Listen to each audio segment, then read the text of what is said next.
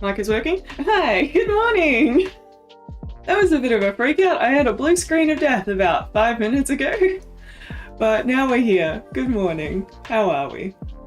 I've got the little pup behind me chewing on various toys, so if she makes funny noises, I apologize, but she's having a great time. Today we are getting into the big painting, the big one that we were doing with the transparent fabric, because I haven't touched it in a week because I got in a bit of a funk, and it's due in 10 days. So this is going to take a bit more time. Good morning, everyone. Good morning, Yick. Good morning, Jess. Good morning, Jay. Fantastic. Oh, thank you, Yick. That is great to know. Thank you. And can I also thank Yick and Mealy for being my caffeine sponsors this morning. They donated to my coffee account. Thank you so much for supporting me. I am caffeinated and good to go. So I'm going to quickly jump over to here. This is where we're at with the painting at the moment. As you can see, we got this nice area finished on stream, and then I've done a lot more work on the face. But yeah, that old art funk. Hi, Kristen. Welcome. Yeah, no, the old art funk sort of lined up with a bit of a biological funk, and everything at once was less fun. Yes, hey, sweetie. You ready to settle? Settle down. Good girl. He just wants pats this morning, which I need my hands for painting. Okay? Settle time. Good girl. Can I get her on screen quickly? Ooh, there she is. And say good morning, Dipper. Good girl. She's just gonna be chilling out here behind me. Good girl. Good girl. Okay. So let's get into it. The only thing I didn't load was my reference picture. How is everyone's morning going? Oh, where am I? That one.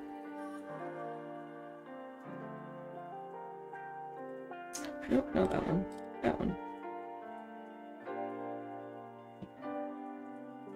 Yeah, the blue screen of death gave me a bit of a... Oh, busy morning, Yick? That's fair. What is it, Wednesday? That hump day thing. They're meant to be busy, right?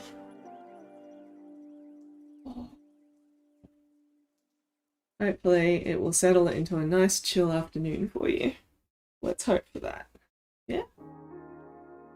Alright, lots of emails. Ugh, emails are the worst. I had a fight with PayPal and then I had a fight with my computer, so I'm done with fighting for technology today.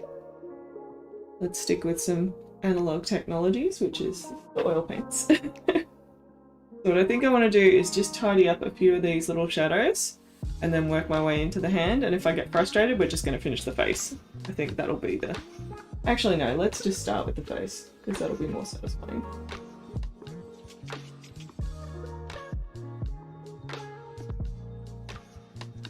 And the hairline.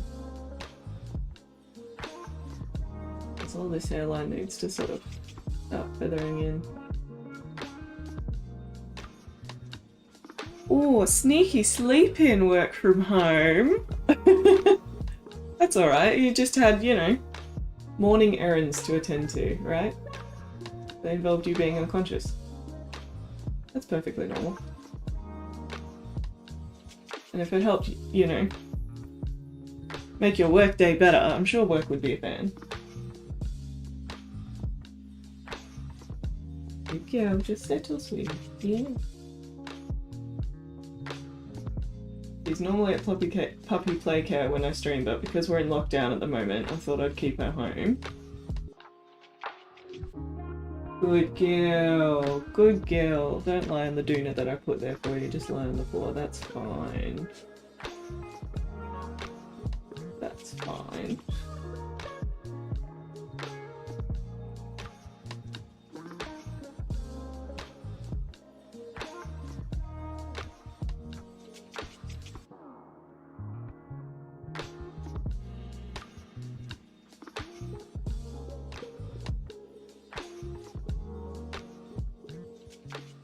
A lot of shadows in here that I've just sort of left as one big blob, and now we can sort of delineate all the stuff going on in there. A lot of the colours might appear a little bit lighter as well because I haven't oiled out the canvas, so they're actually a fair bit darker in person. Okay, zoom you in a little bit.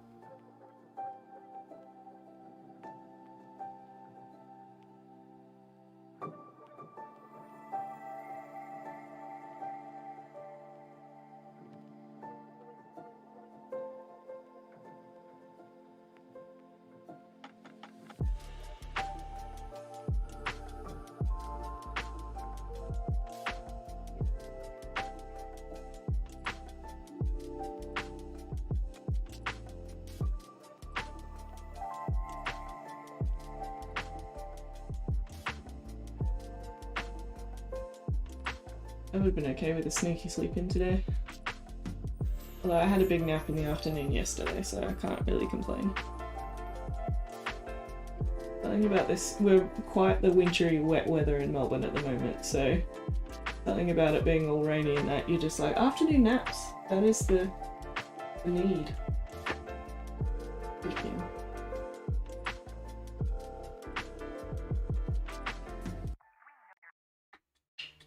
Oh, someone's calling me. Be right back.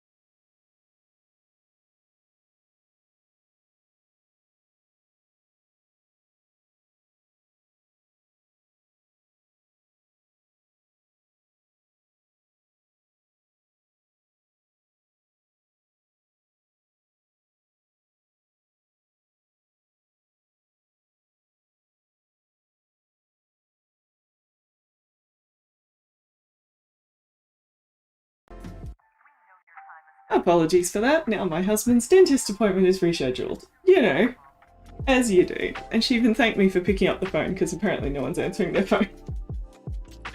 Whoops. Sorry about that. Thanks, Kristen. So the story behind this image, this is my second piece that's sort of like a COVID collab, where one of my friends who's a model was working with a photographer capturing images, and once they were done, they were like, oh, we need to send these to Liz, they're right up her alley in terms of visual styling of what I like in my reference pictures. And when they sent me the contact sheet, I ended up buying 3 references off them, and this is one of them. And this one particularly pulled me because it has this fantastic sort of beautiful dread about it, which is what I've been feeling with all the COVID lockdowns. This idea of sort of trying to self-protect and cocoon yourself, but at the same time you don't know when the next danger is coming, because she's not in danger in any way in this image, but it has this feeling of dread. And even though she's beautiful and, you know, quite poised and very romantically painted, it's got this sort of inner human torment happening on.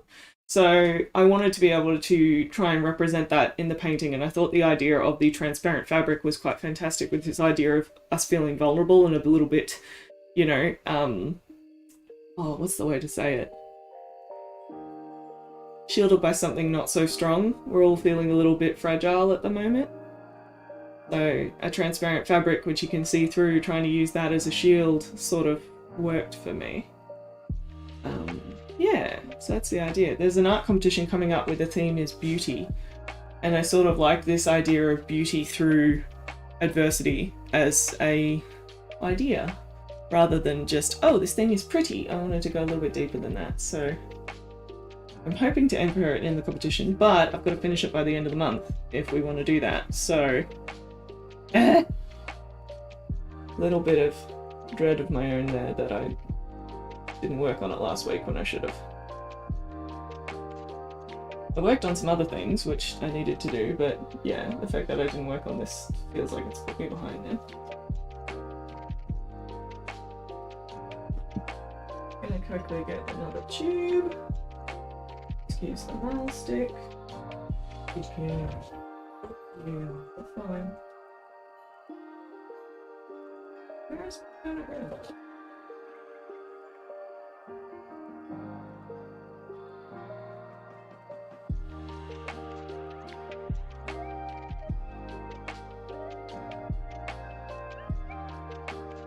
Where's my tube? I thought I had them all on the table, but I'm missing one. Must be in my bag. Where is my bag? Oh, it's here. Literally right in front of me. Ugh. I'm a twit. This one, Permanent Crimson, is one of my absolute favourites, and I'll need it for the candy. Yeah, let's just refill Terrorizer. Yeah, I sort of found it interesting, this being my second during COVID collab, in terms of images where I don't get to wholly create them. So my last one, IO's agency, I worked with a friend who's both an aerialist model and a photographer, and instructed her on sort of taking photos of herself in aerial positions in the nude, and used those as reference photos for a very anti-gravity kind of portrait.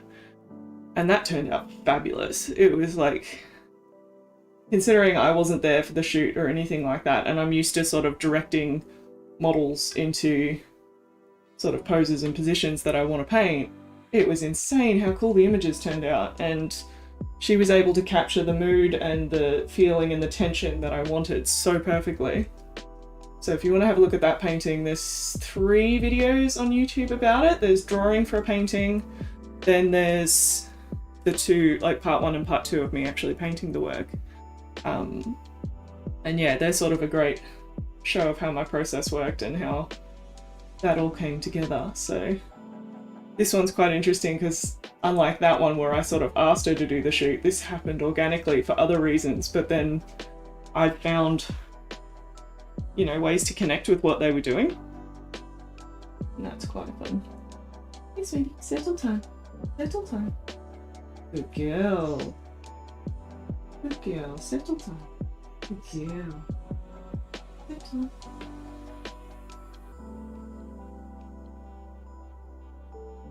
You normally sleep this time of day, so just because I'm doing stuff. Mum, why are you doing stuff? Good girl. Good girl. Good settle. Sorry if I keep reverting into puppy voice, guys. I just wanted to be happy and settled so then we can paint for as long as we can paint. I know around midday she'll probably nudge me for a WALK, but let's see how far we can get before then. She's got some really cool shadows going across her forehead, so I'm just trying to lay them in a little bit.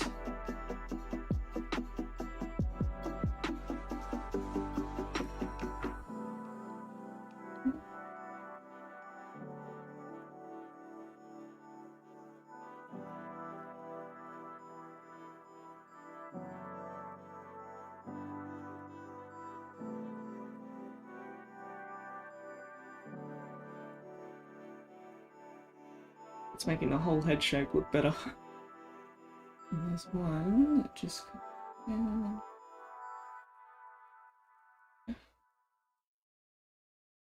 know it looks like I'm cutting her forehead in half, but it's fine, I promise.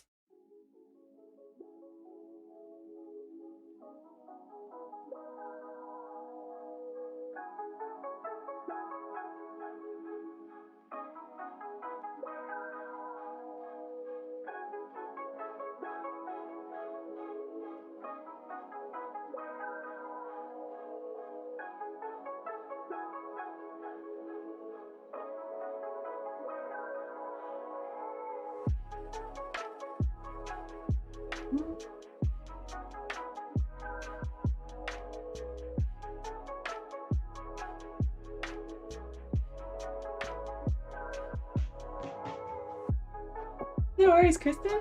Thanks for joining us. How's your day going? Everyone's having busy mornings of sleeping and emailing and working. That's all, sweetie. Okay, that's fine. Thank you. Thank you.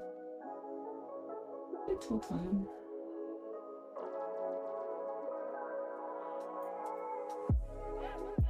Thank you. He just wants me to pat her. Thank you. You're getting spoiled. That's all fine. Come on. Thank you.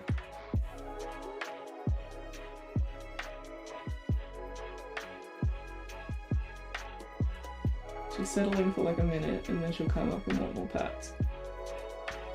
Okay, she's sitting on a donut now. That's better. I was hoping it stays. Yeah.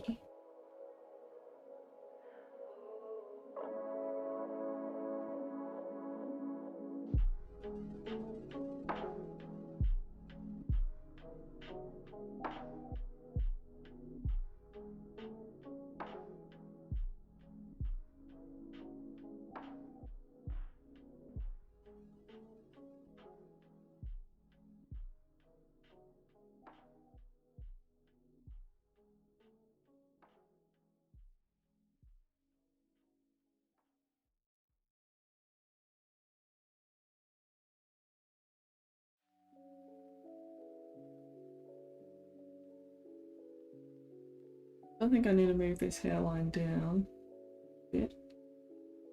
Let's keep doing that and get our head shape really nice.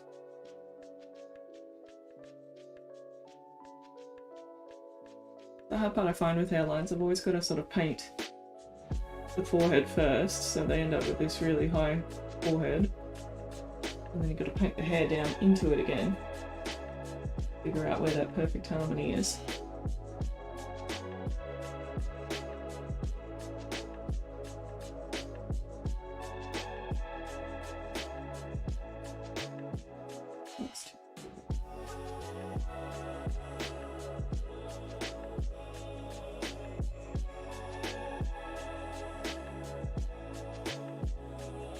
There's our hairline there.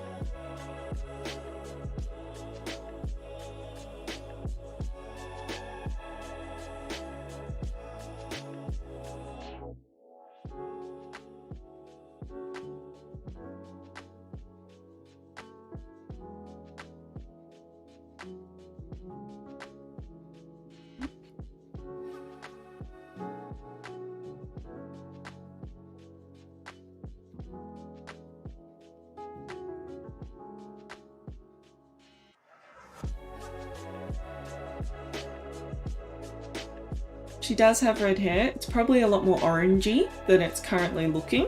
Ayana, by the way. So yeah, she's got sort of more copper hair, but at the moment I'm using all these sort of dark purples, dark pinks, dark blues underneath, and then as I work towards the highlights of the hair, they're going to be more what the natural colour is. Because I sort of want all those undertones in first before I do any natural colour. So yeah, hair's sort of I've always found it a bit of a backwards process where you've got to start with the underneath colours and work your way to the top. So you're sort of almost like layering a wig. You want to have all your underneath hair done before you get to the top layers. It does make it hard when you're doing these like little baby hairs coming into the forehead though, because they're very muted colours. And they're fine. I just gotta do lots of little teeny weeny strokes and get them to feather in nicely.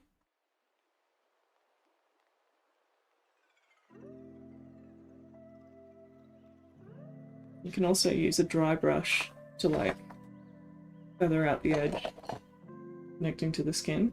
So yeah, they don't get too fierce. I can just sort of feather it back if I need to.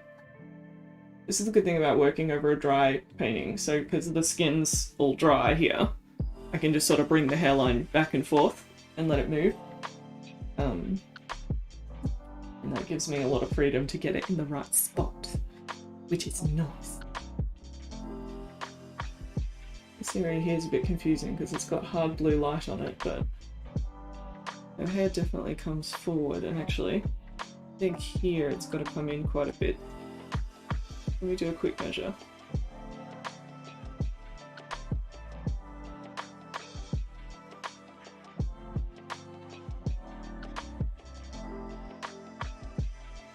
Yeah, so that's got to come over as well. That's alright though, that's doable.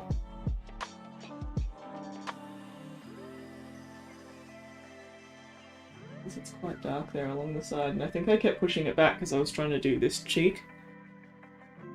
There's so much push and pull. Honestly, my favourite part of this piece so far is that one tiny bit of fabric that we did on stream.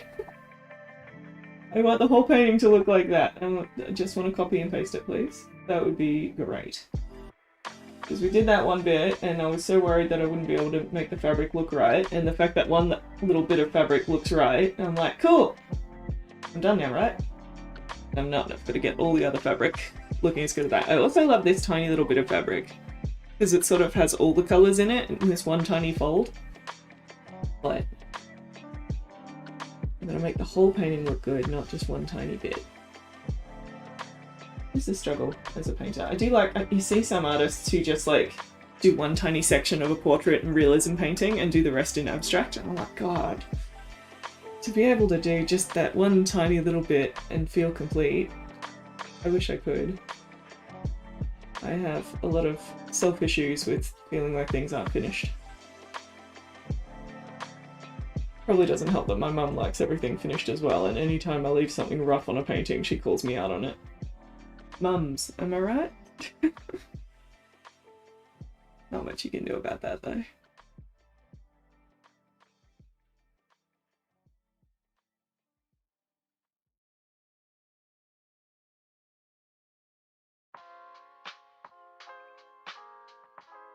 Yeah. Yeah, Hannah, how's your day going? You'd be almost into the afternoon now, wouldn't you?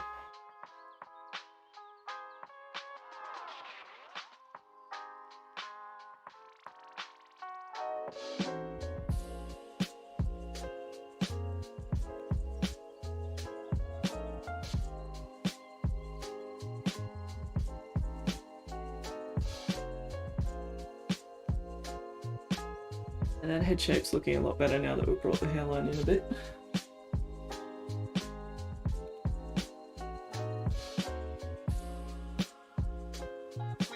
That was the thing I kept staring at. I kept going, is the head too big? Is the head too big? And it wasn't. It was just the fact that it had too much light, bright section because I hadn't done the hair yet. So this is making me feel a lot better.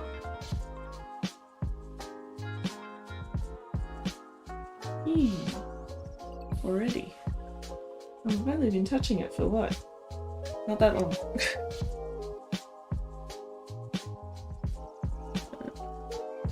25 minutes, not even. Yeah. So no matter how big my computer screen is, I will always sit here and go, oh, if I had another screen, I'd be able to see more. Really? I'm looking forward to one day in the millions of futures when we can have like a whole wall as just a screen. Or holograms, and I can just like drag references and stuff around my easel. That'd be really cool.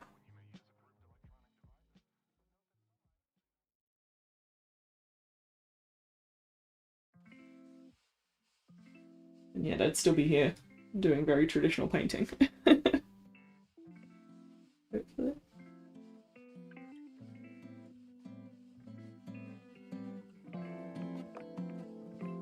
Okay.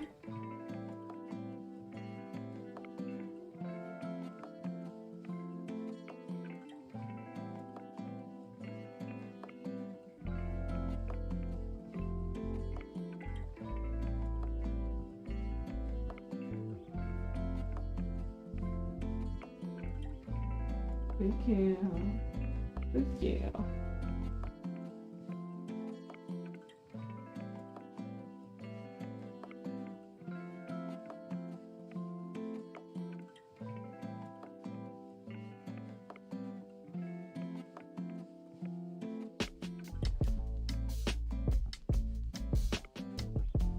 I really need to sort out some sort of puppy cam so you guys can just see her rolling around as well.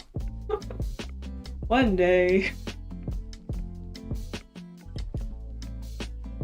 Oh, you're late remoting to work. Nice.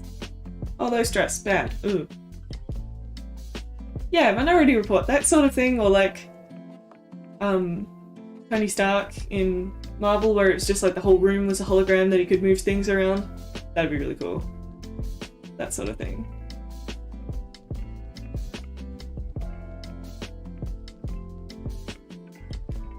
Joe, I do apologise. I confused you with my other friend, Johanna. I'm so sorry. But isn't the kid sleeping in a good thing? Then that means you get to relax a bit? A little bit? Or not so much? Because you have to get them organised. The kids organised.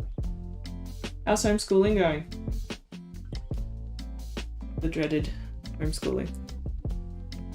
Sally was complaining her butt was sore the other day because she's been sitting in a chair for this many hours a day teaching all the kids. I think she said she was in it for 8 hours the other day, and I'm like, yeah, that'll happen. Artists know this. You gotta get up and stretch. Avoid the butt sore. Sorry, again, do it. Oh.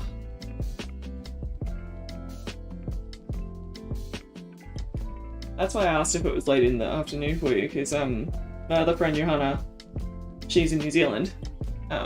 And that's where the time difference is. Remote learning is like pulling teeth. Ugh. Was that Stark Tech binarily augmented retro framing, or BARF? Is that what it's actually called in the Stark movies? In the Iron Man movies? That's hilarious, Yuk. I like it. Yeah, remote learning doesn't seem like fun. When I was working at the art shop, my boss's kids had to come in, and yeah, it was an experience trying to get them in an art shop to concentrate on their things while we're answering phones and doing work, and just, yeah. The kids did not enjoy it. The parents did not enjoy it. No one really enjoyed it. I got to help with a bit of Italian though. I remembered a tiny, tiny bit of Italian from when I was a kid. So you see that colour there? That's more what her hair colour should be by the end. That sort of coppery tone. Just figuring out the best mix to highlight that.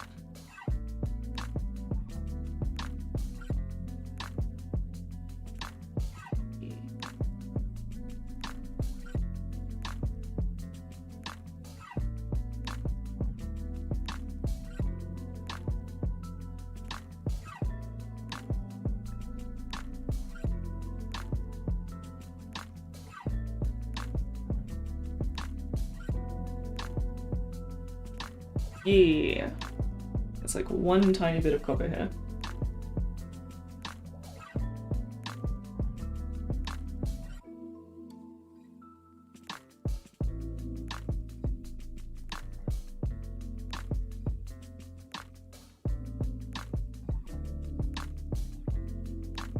Because she's got two coloured lights on her, like a golden light here and a blue light here. It changes every 2 seconds, so I can't even use the same mix for that long. But I do this to myself. I love coloured lights. They're so interesting.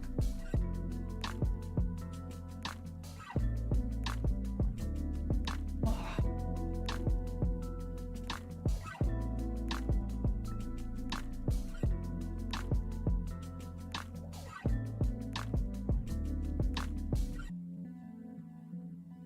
That's what Tony called it in his presentation at the start of Civil War. Okay, well, Civil War was one of the films I only watched once because it had too much sad at the end. So that makes sense why I didn't remember the bath, but that's brilliant. Today's Wellbeing Wednesday. Ooh. Do whatever all day and you don't have to harass her every 2 minutes to put effort in. Oh, that's nice. So it's like a breather in the middle of the week built in. That's really nice. I think there's someone smart behind that idea. If it's you, then absolutely yes. Because 5 days in a row of it, I'm sure a lot of kids would not make it the full 5 days.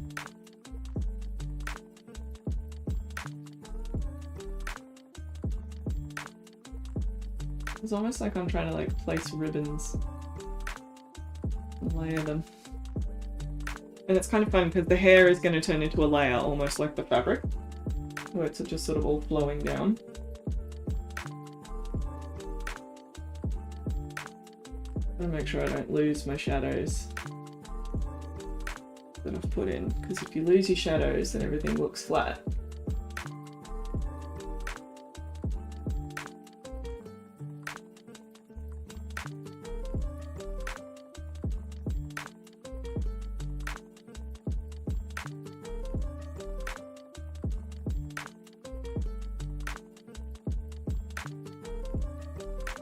Just trying to put in the outside edges and then I can work in.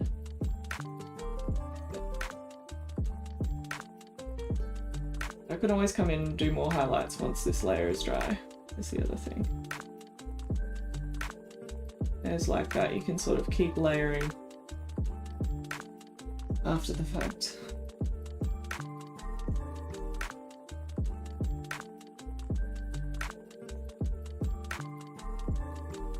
That curl. That one's nice. Maybe we should all have that today. We should have a Wellbeing Wednesday. Today, tell your bosses you're allowed to do whatever you want in your own time and no one's allowed to harass you. You think that'd work? I'm my own boss, so technically I could do that. But today was good doing some live streaming because I had accountability that I had to start on time. Oh my gosh, she's asleep. Yay. Thanks, she's asleep. We have some time. Now she's just got to stay asleep. Yeah. At least for a while.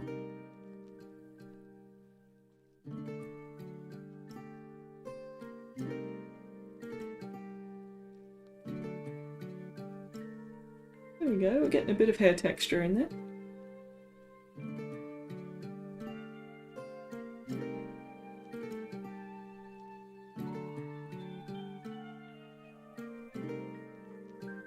I just want to reinforce the shadow.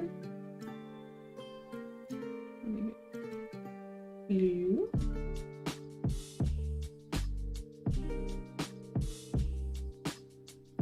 Just need wet oil. This bit just needs to be oiled out. This is the problem with dark colours, is they tend to suck up all the oil when they dry, and then they look lighter than they actually are. So that whole section of the face is meant to be really, really dark. Because it's like the shadow of the hair going back. Just looking really light. Tricking me.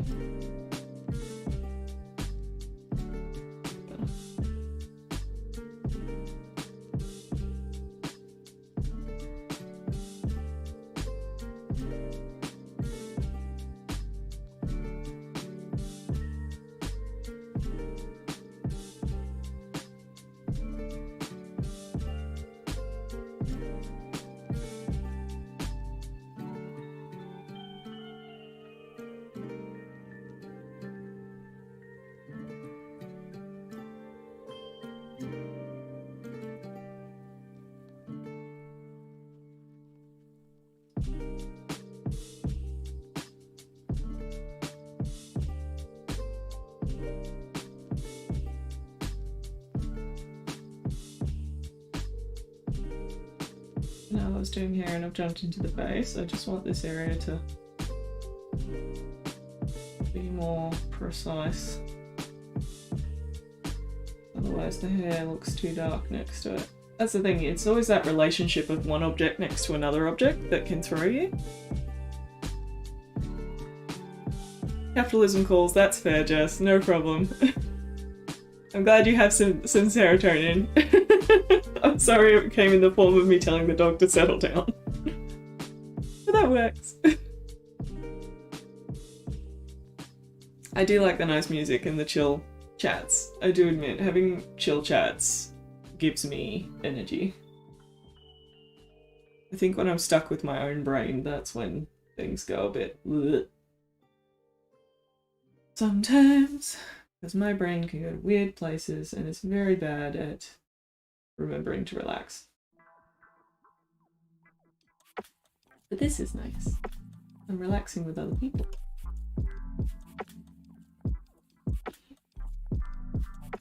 Alright, need some more yellow there. Now I know my lips got a bit short here, so they've got to come out a little bit again. Just going to look in this little bit of light here.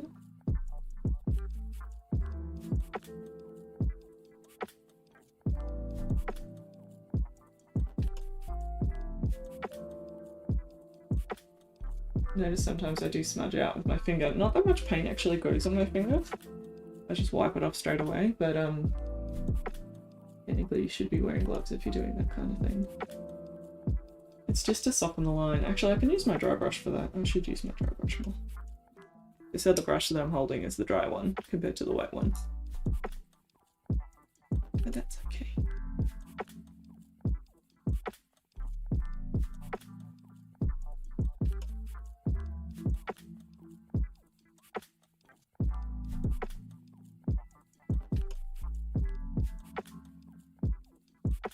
There's a lot going on in this one tiny section of the face, but it's kind of cool in that way, so if I keep fiddling with it, it's just because it is interesting.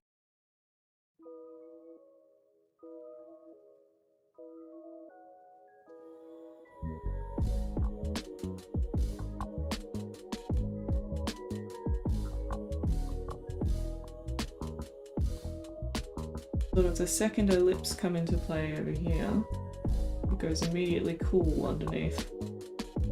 So all that warmth drops away, going down towards her chin. Which is really sudden, but...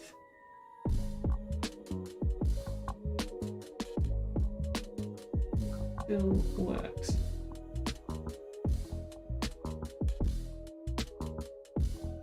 Okay.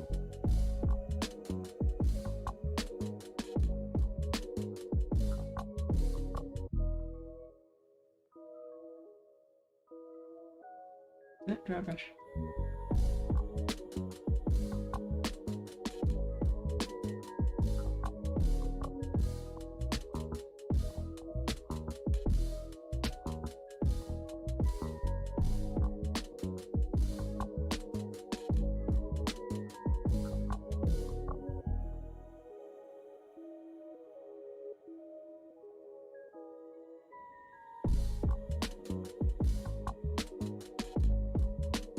This model in particular, she's just got fabulous lips. They just have so much shape to them.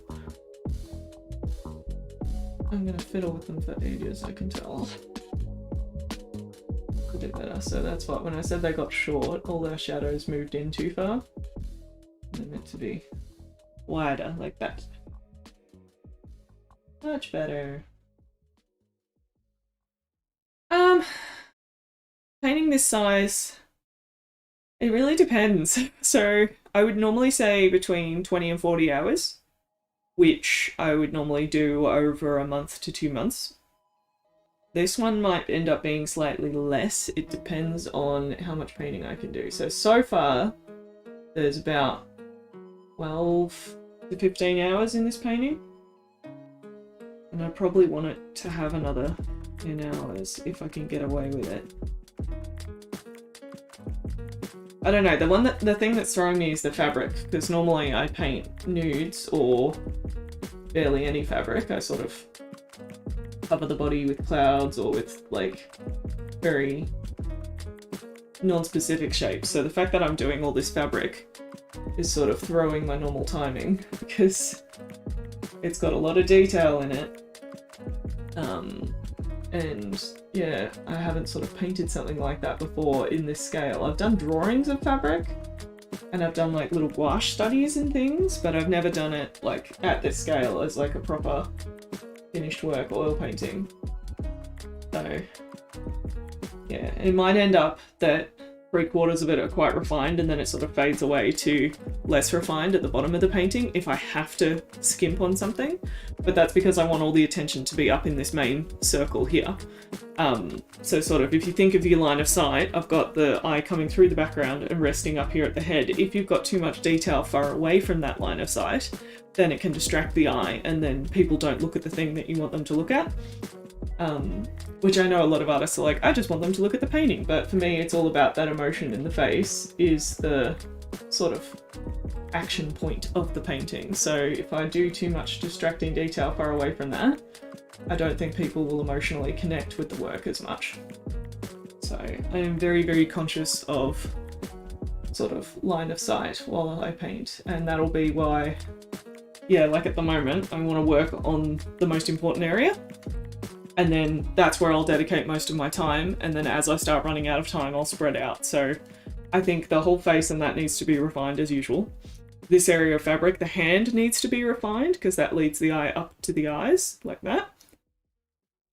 But ultimately the fabric lower down doesn't need to be as refined, it just needs to be convincing. So yeah, sort of this band here is the most important. Down here, less important. And that might be where if I had more hours, I would make it a bit more refined, but never as refined as up here. That's why I've spent so much time on this like one tiny bit of fabric here, because it's like right in the important zone. So yeah, I don't know, it feels bad talking about skimping on some areas of painting, but it's, you even see it in like old masters paintings and things like that. You can see areas where they just haven't spent as much time and detail, especially multi-figure paintings. Sometimes some figures end up with real potato faces just because they're not in the important side of the painting, they're not in the like main zone. And that's not even talking about the painting studios where like they got their apprentices to do 3/4 of the painting for them and then they just did the faces and hands. Oh, they have a whole room of assistants. Although I think I'm too much of a control freak for that. I like to figure out the painting on my own. Plus, that sort of takes away the fun, having someone else do it all. Because I've always been the actual practice of physically doing the painting is the part I enjoy the most. Some painters enjoy the concept more, or enjoy the like creating the process more than actually doing it, and I'm a doing it artist for sure. Like, even adding that one tiny shadow next to the nose, that's made such a difference. Yay.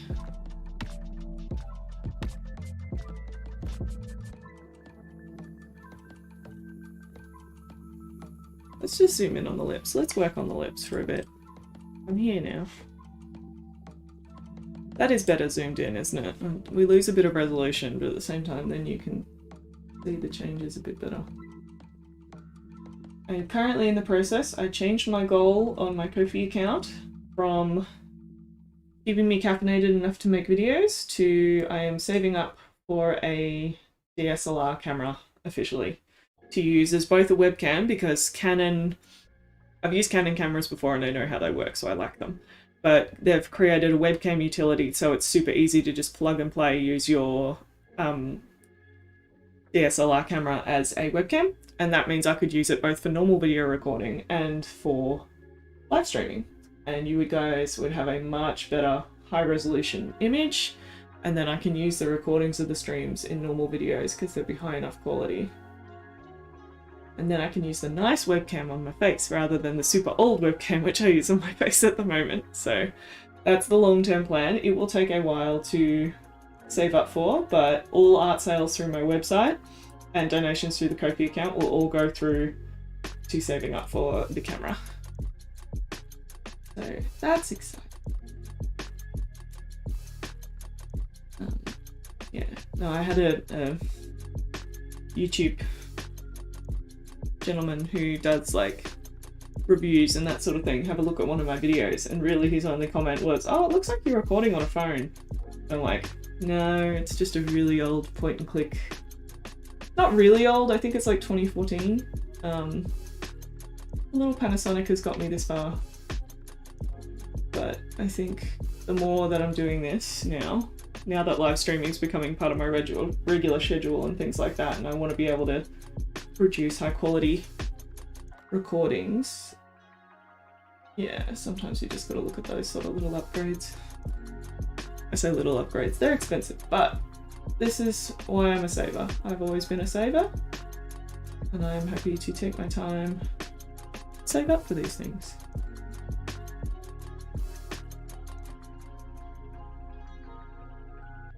Although because of the lockdowns, I had two pieces accepted to a show, and oh, you can see them over there. Mark Hamill and the skull that we were painting on a previous stream, they both got accepted into the Still Life Portrait Prize in Melbourne, which is very exciting. So they would have been on the line for possibly selling, except now it's been delayed, so the show's in September now. But that's fine. If I can sell them in September, those proceeds will go towards camera, which will be exciting. And yeah, like on my website, I've always got my life drawing pieces and some paintings for sale if anyone finds something they like. That's nice too. I know that dimple is way too bright at the moment. We'll come back to it. It's fine. I do like dimples though. They're fun.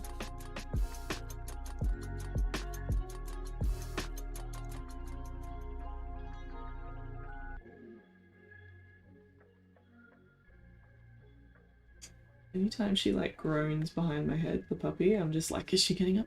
No? Okay.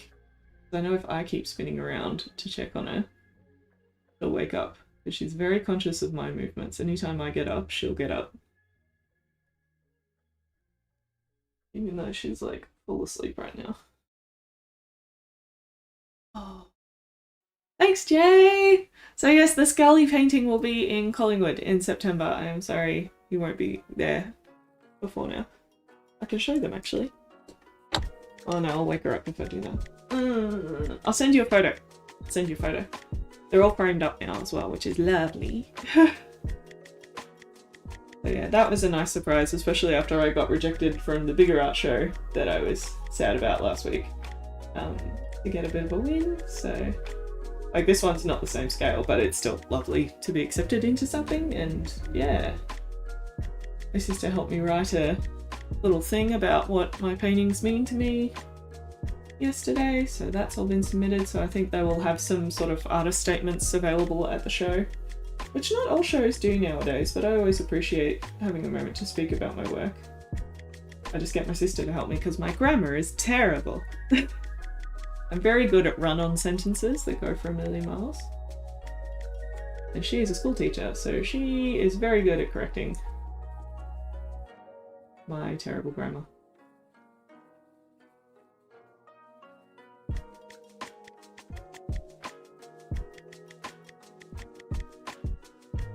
And I thoroughly appreciate that.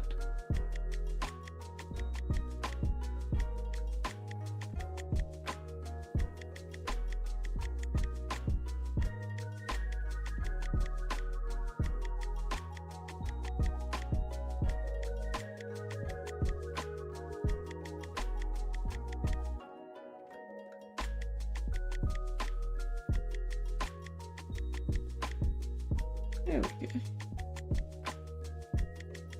Oh, Jay. I think it was just more because the other art prize I didn't get into, it's called the Naked and Nude art prize, and I entered my big piece from last year, the one that went to America. I was just like, this is a shoe-in, this is exactly what they're looking for. It's naked, it's nude, it's out there, it's contemporary, it's awesome, and just, yeah, nah. I think I just got my hopes up too much. I was too invested, and that's why it knocked me down. I think you've always got to enter things with that little bit of just, we'll see what happens, rather than, yeah, well, it's definitely getting in. And that was my problem. It's not too much confidence, it's too much getting your hopes up and forgetting that it's completely subjective. So that was my bad. But I learned again. And hey, now I can enter that piece in other things, because it's not going up to Sydney, so haha. Yeah, I'm even allowed to enter 2 into the one that I want to enter this in. So I might enter IO's agency into that as well. Just because why not? Well, because it costs money. But at the same time, this is what I budget for art prize entries. That's what the art account is for. And that's the problem. If I just went and spent the whole art account on the camera now, then I wouldn't have money for the art prize entries and things like that and framing that I already need and have scheduled for this year. So, gotta love budgeting. Knowing what you gotta spend when.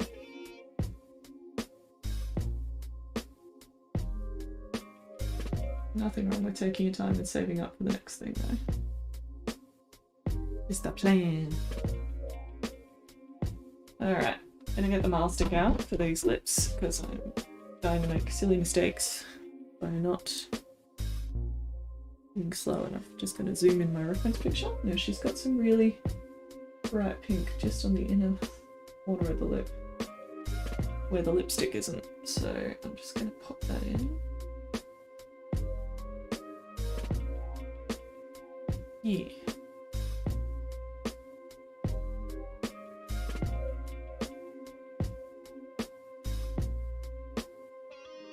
I even need a smaller brush in a second. Let me get one out.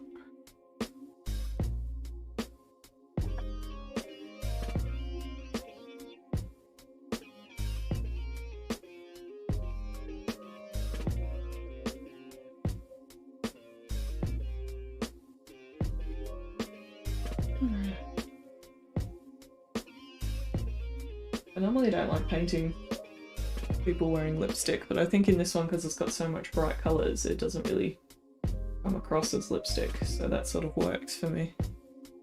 I know something about lipstick, just it sort of loses the natural subtleties of lips, makes it look more flat. Like, I know there's something to be said for a bright bold lip and that sort of thing, but if you lose sort of the actual shapes of the lips and how they're folding because you just got one big red blob, then it's kind of not as fun for me. But that's my problem. I always want to see as much information about the person as possible, and the more makeup and that you put over the top, the more that's all sort of covered and you can't see the natural forms. You fall for the illusions that makeup can do. Not that illusions are bad, it's just, yeah, I like painting a bit more authentically. I like wearing makeup, don't get me wrong, just not in paintings. They're very different things.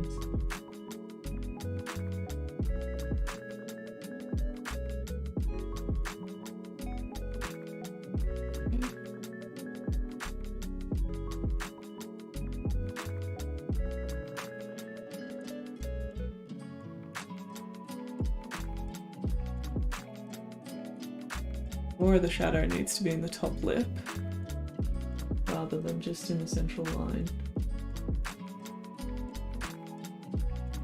because that's where the more texture is in the lip.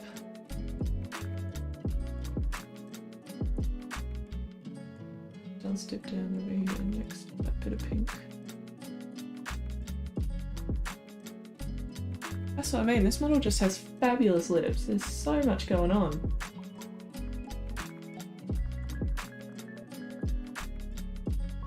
And don't get me wrong, like, it's nothing about size of lips, it's just shapes. Like, some people with thin lips have really interesting lips because they just go sort of in these interesting lines and different colours and things like that. I think that's the problem. I can never nail down sort of specifics that I like. I just, when people have features that do weird things or do different things or do things that have lots of things in them, there's many things. I'm not even saying things that make sense anymore. But I like painting interesting things. And everyone's interesting when you look this hard at them. That's the best thing about life drawing. You get so many different varieties of people all the time and you just sit there analysing them for paintings. Everyone is interesting.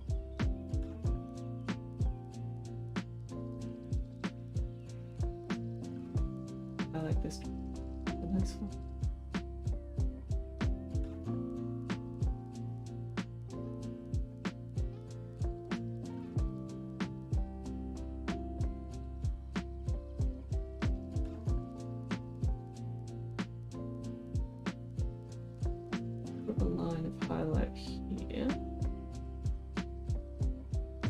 looks so bright on camera, but it will make sense. We'll feather it out.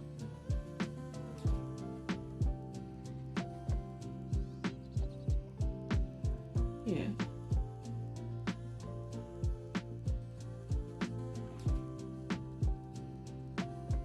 The other thing, sometimes when you observe people this closely, you feel almost rude, just because, like, I'm seeing the cracks in the lipstick and things like that, but you gotta remember, like, this is the only way to see all the details, and that's what makes painting better, is the closer the observation.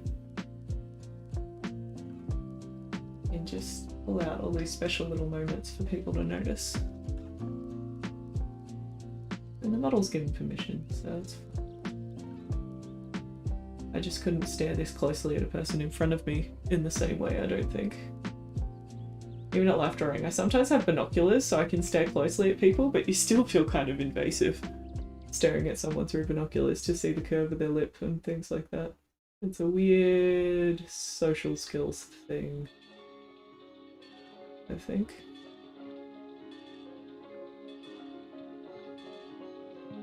My life drawing doesn't really fall under normal person-to-person interaction rules.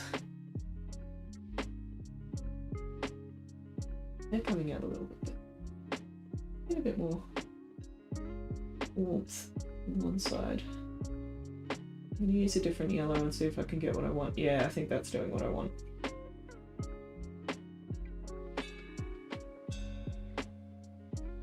Yeah.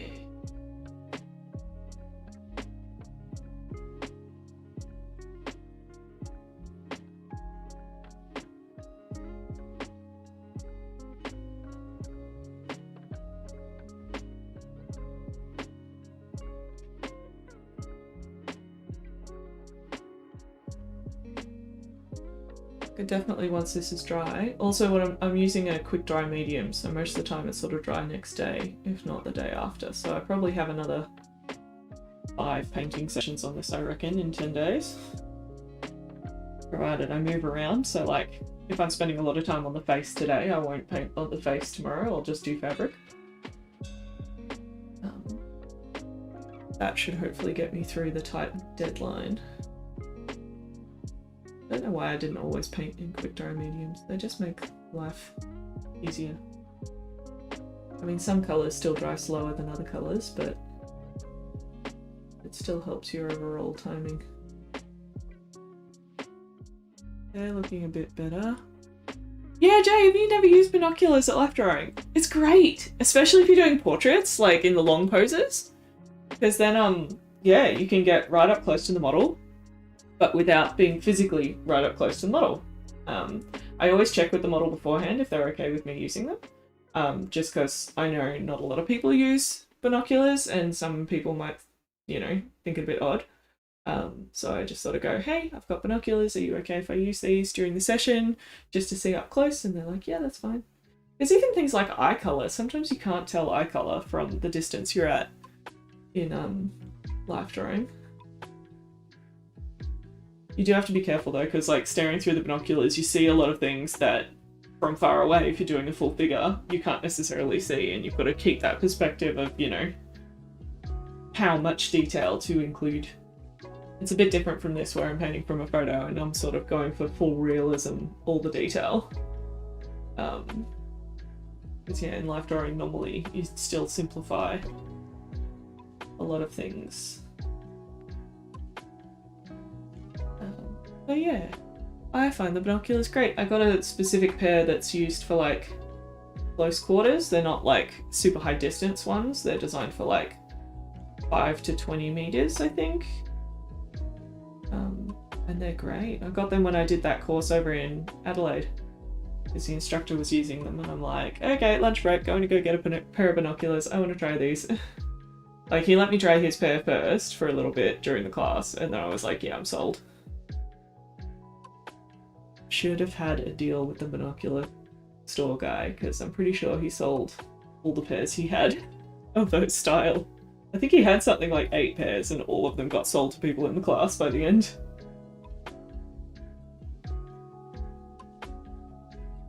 Because yeah, in Adelaide there's only so many places you can buy things like that. At least in central Adelaide. Just where we were. Alright, just trying to figure out the shadow under the chin, because it's sort of got 3 colours in it that transform as it goes across. The other thing is just keeping the edge of the lip soft. This is another problem with lipstick. Lipstick gives lips hard edges, but lips being made of skin, the same as, you know, they're a different texture of skin, but they're a continuous line of skin from your lip to your chin. They don't have hard edges, they have soft edges. And lipstick fools you into thinking they've got a hard edge, and they don't. Like, when you think about hard edges around the face, there's very few. You could think about, like, the waterline of the eye as a hard edge, but even then it's softened by the fact you've got moisture in there and things like that. The iris is a bit of a hard edge, but again, it has a softness to it. So you really don't want these harsh lines around the lips unless that is the attention that you want drawn. Like if you're doing a portrait of Devontees or something like that with hard red lips. That can be a feature. But most of the time, yeah, you want to make sure your lips are kept nice and soft to look more natural. Like skin.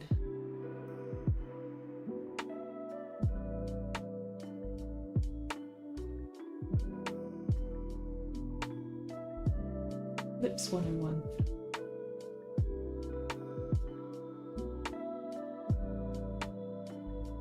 RJ, you can borrow mine. For sure. When we're allowed to see people in person again. They're a bit odd to get used to using binoculars for the first time. I tend to hold the binoculars just over one of my eyes, and then I just close my other eye, so then I can sort of look through the binocular, look at my drawing, look through the binocular, look at my drawing. So I really use it more like a telescope than I do like binoculars, but that's just me. I think that's how the instructor used it. I think that's why I use them that way. Either way, I just find it faster, and then I don't forget what I'm trying to do when I go to the drawing. Because I think if you put both eyes up, had a look, and then went back to your drawing and picked up your pencil, you'd sort of forget what you were doing a bit. Okay, alright. Alright. Now that we've got that little bit of lip done, I just want to bring the chin together and keep all these lines soft, like we were talking about.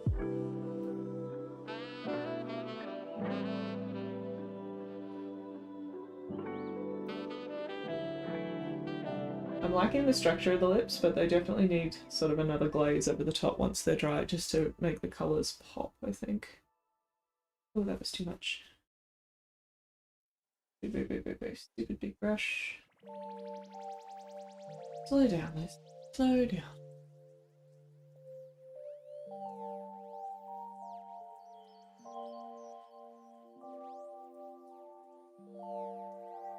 Oh, I know what I want. I want that other.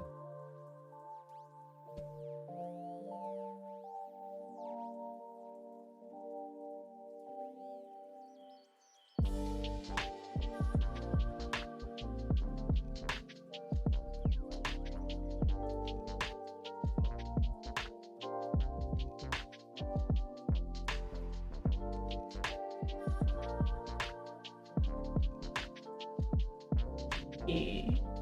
Just that little bit more left.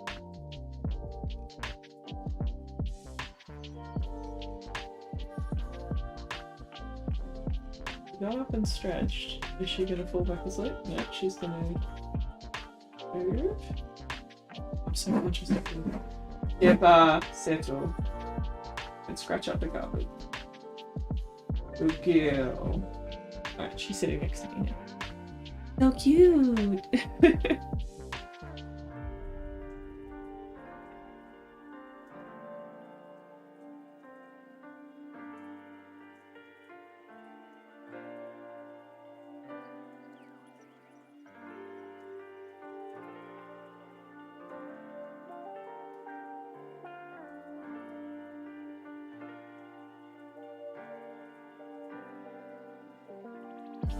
Oh, hi, Millie! No worries, cheeky likes are always welcome. Lovely to see you. Thank you. We're slowly getting there. We're working on the lips today. I've started at hair and then worked my way down and fixated on lips. I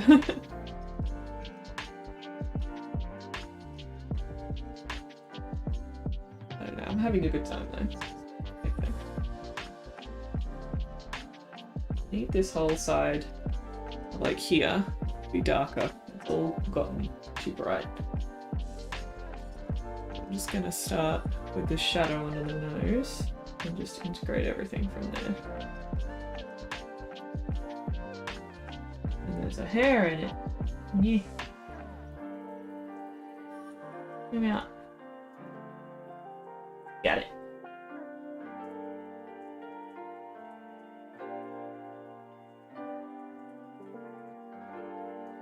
I'm really going around the edges of the lips now, just easing at them a little bit.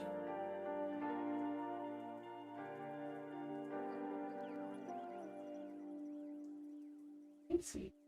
Good girl. A good girl. You're settling very well. You have another snooze? Yeah.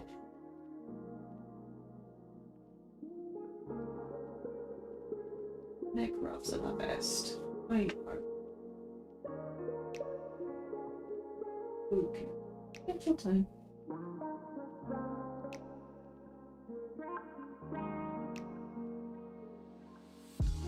Good girl. And she settled again. Yay.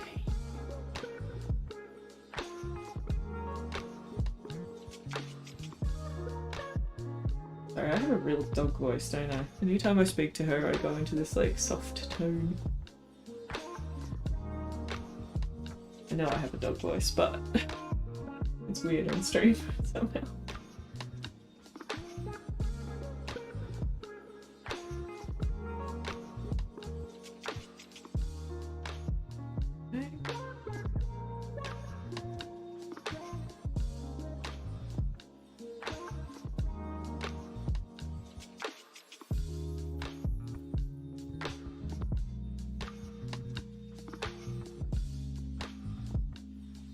Push and pull with this stuff. Every time I think I've settled it in enough, it's like, no, you've overpowered it now. Go back, brighten it up again.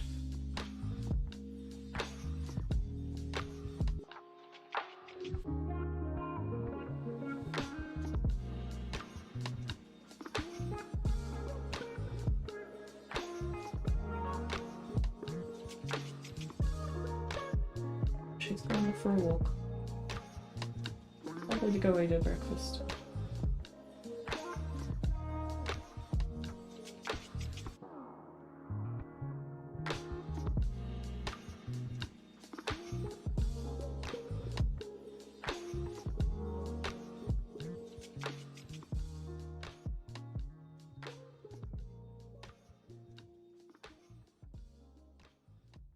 Done something wrong and I can't figure out what it is. Eh.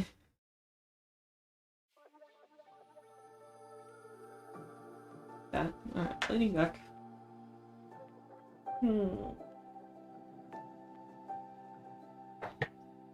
I need to make that bottom lip a bit wider. Hey, sweetie.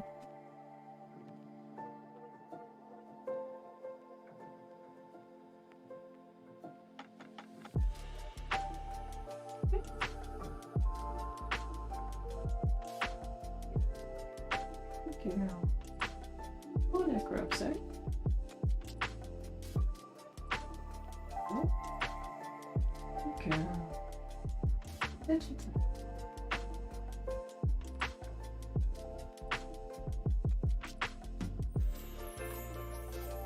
Alright, lips a tiny bit wider.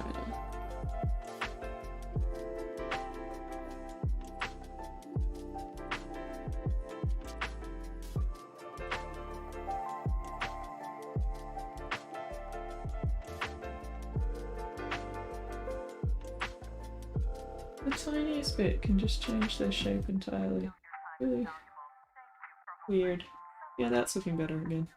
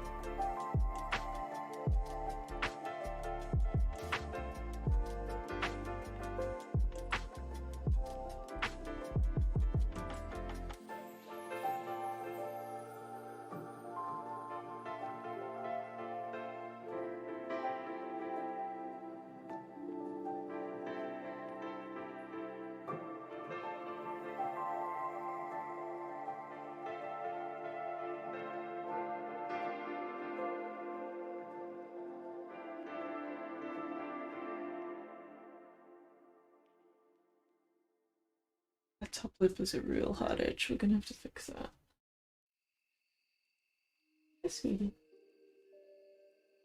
Being a good girl? Settle again? I'm starting to get sick of settle. I've only been going for an hour. Good girl. Good settle.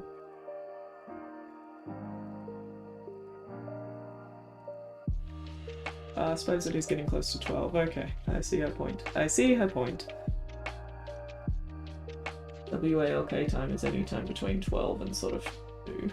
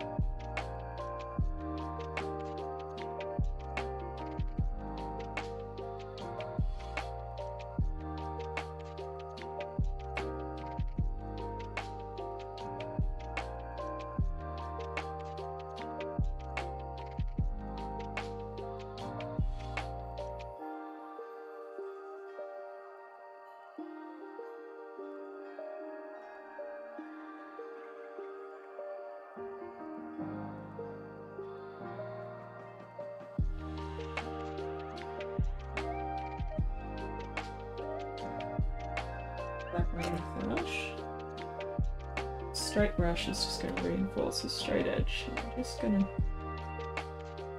dab along here and soften it all up.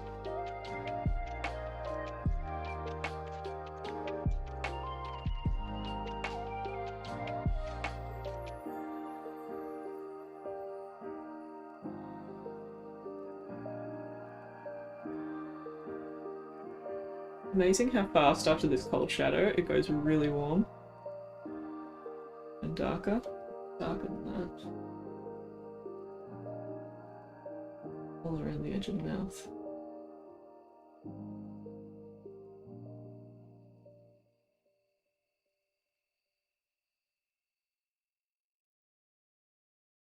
Go. There we go. Okay.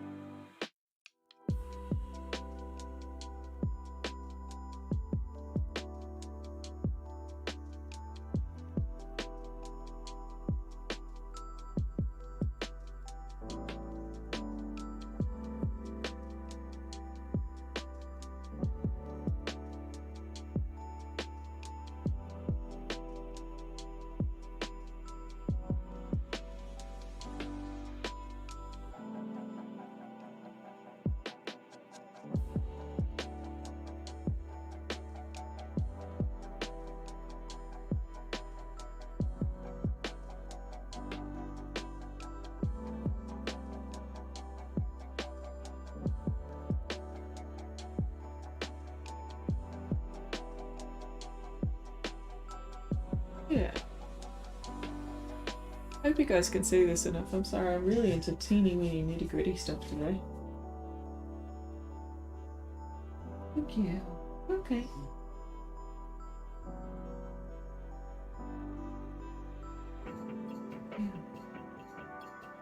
Ew. Oh, on necros. Oh, you fell down. Thank you. It literally fell down because the necrobes felt good. That was adorable.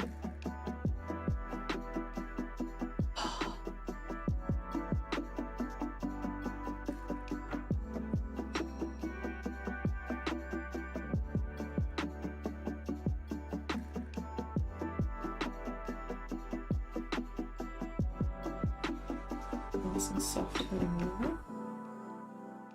Right.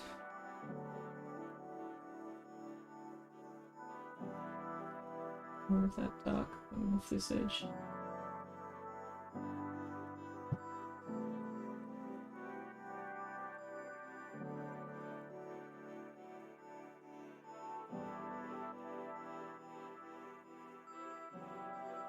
much.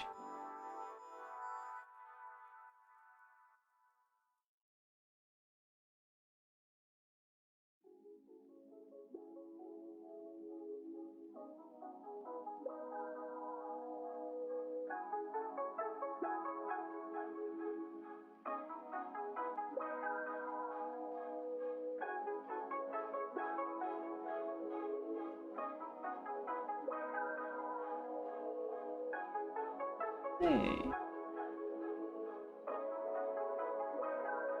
See, it works that well for me as well, Kristen, is that I don't feel like I'm alone working at home when I stream with you guys. It's great. I feel that little bit social and like we're all sort of doing our thing, but together. I love that dynamic of everyone sort of working on their own projects, but together. It's just, it reminds me of uni. Uni days was that, because we'd all have our little projects we were working on, but in sort of this big studio where we had sort of like cubicles, kind of, but it was like open enough that you could shout at anyone or hear what other people were up to. And like if you didn't want to engage with other people, you just chuck your headphones on. And this was before noise cancelling headphones, but we still did fine. Oh, that makes me feel old. Our headphones weren't noise cancelling headphones, they were normal headphones. I'm glad you're concentrating okay. And yes, I'll always tell you you're a good girl when you're being I'm glad Dipper's encouragement is working for everyone. This is great. Thanks, Yick. Oh. Making sure everyone stays nice and settled.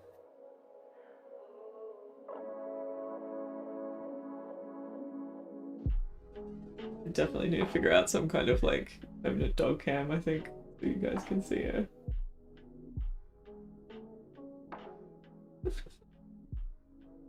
Oh, I love it. I think that's what surprised me about streaming is I didn't realize everyone was just going to be so lovely and chill and like feel the vibe. I thought it was going to be much more like permanent Q&A sessions, which I'm always happy to answer questions, absolutely, but I thought it would be a lot more full on, and it's actually quite a lovely, relaxing atmosphere. I really enjoy it. So thank you all for making it so enjoyable and make me want to keep live streaming all the time. All the time.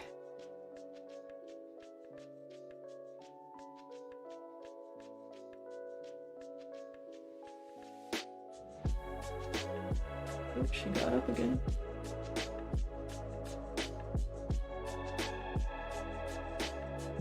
Just reshuffling.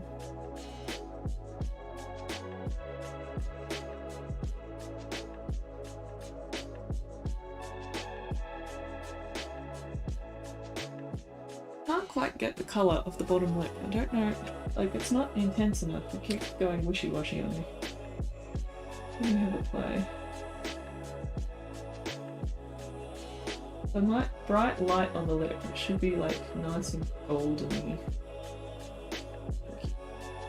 Maybe I just need to go harder. If we do like a hard orange.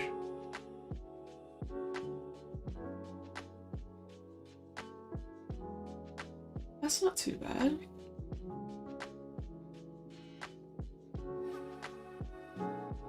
It's like it's way brighter than the reference, but it's sort of doing what the reference is doing and making that part of the lip stand out.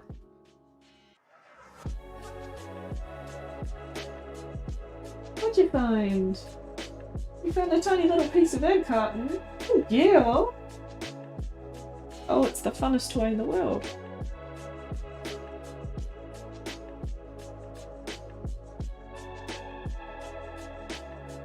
We have a running collection of egg cartons now because she loves to destroy them. They are the cheapest toys. And they're very, very easy to keep her happy.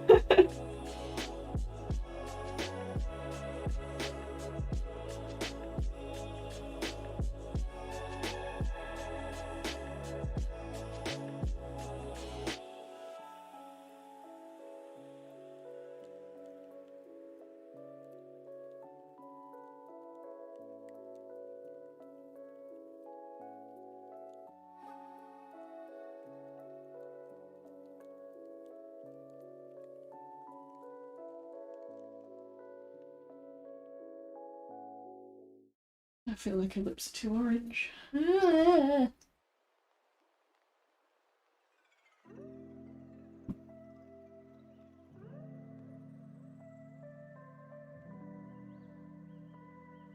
Maybe I'll just glaze them red once they're dry.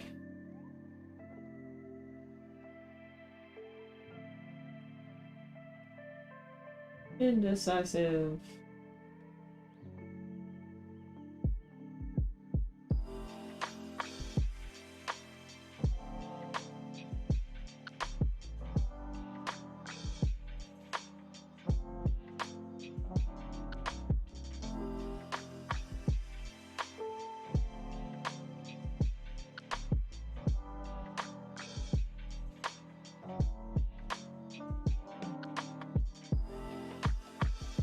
Kristen, what are you working on today? Are you working on work or creative work? We have a Discord, you're always welcome to post in as well if you're working on anything you'd like to share.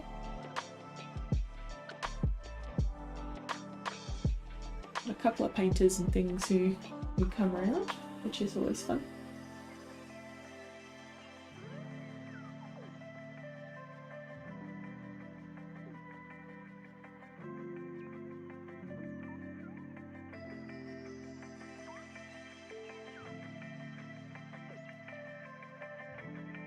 Work, boo. Well, I'm glad this is helping make it nice and calm. Work.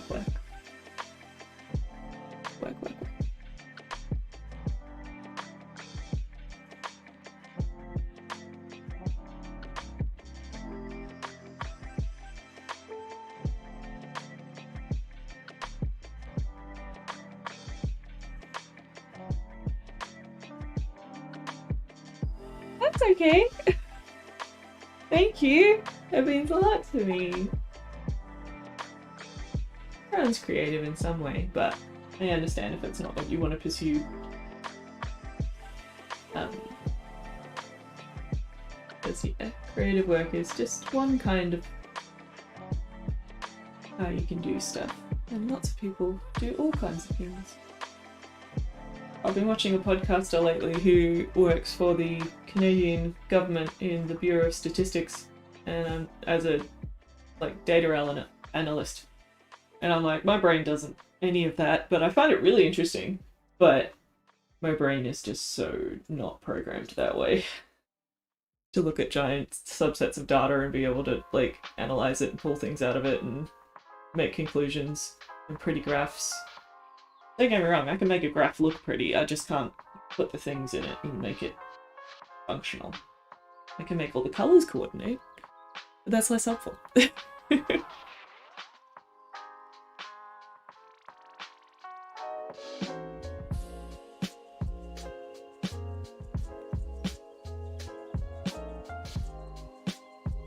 I like when I can help my husband with Word documents and that, just making them look pretty for his work.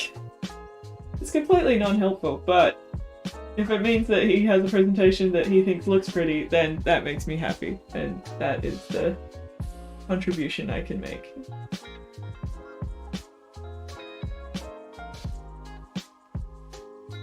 I'm always happy to do that. Okay, I think I need to move away from the lips a little bit. Let's move to the shadow underneath and see if we can get that sorted. So I stop messing with these for a minute. She says while she's still messing with them.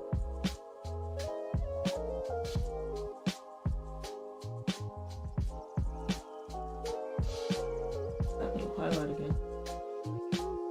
Come back. See, my brain is very good at identifying what I should do, and then my hand is very good at not doing that. Because it's too busy fussing. Really? I love that. I kind of think similarly and analyze colours and shading in the ways that you can see. And that's what, a lot of painting is just, well, in realist painting, it is about just how you see and how you analyse what's in front of you if you want to paint realistically. And even if you don't want to paint realistically, just seeing things and picking them out and analysing what you enjoy is a fun part of the painting process and fun part of creative process. Finding inspiration in what's around you. Recalibrating it. What are you chewing on, little girl? You are licking my desk chair. Why?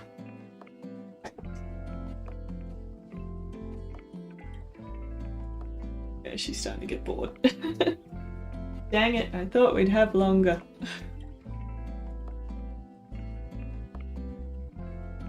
Come on, you went to bed late last night. Surely you need more sleep.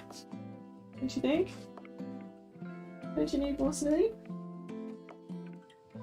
Yeah.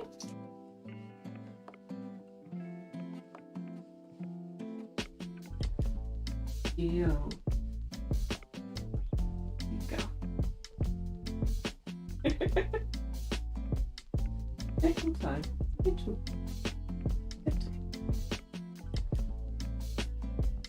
Don't even have any snacks together because all the snacks are coming in the groceries this afternoon. I've got capsicums coming for you. I've got carrots coming for you. What else do I have? Got more mincemeat coming for you. That's for dinner. All your snacks are coming. They're not here yet. Too snacky this week, so that's why we ran out. About an hour and a half. Oh, you can't see Krista. Sorry, I took that saying that you wrote down completely differently, didn't I?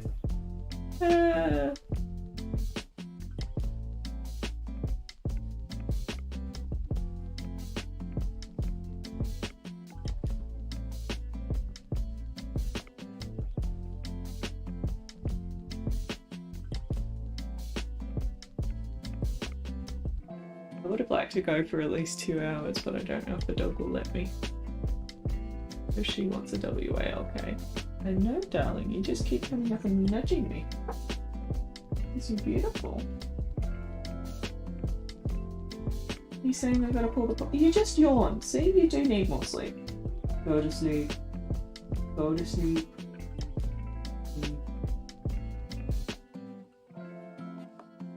Yeah, little good girl. They should settle on the floor. Let's see how much longer we can get. Let's see how much longer we can get. I found a new spot lately. I can scratch her on the bridge of the nose and she goes really relaxed. Oh.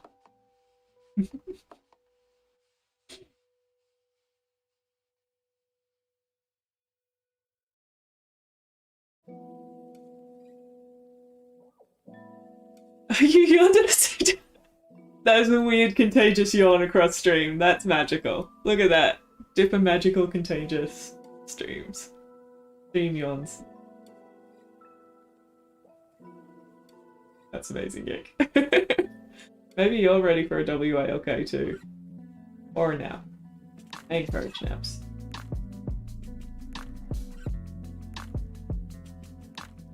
Alright, I think if we can get this bit of the chin darker that needs to be darker, the lips will look the right colour.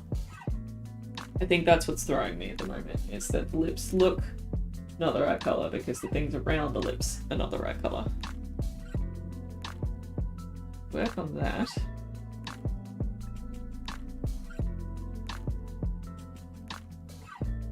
Literally fallen asleep with her head touching my boot, so every time she moves her tongue, I can feel it through my boot. I cannot move my feet now for peril of kicking her in the face.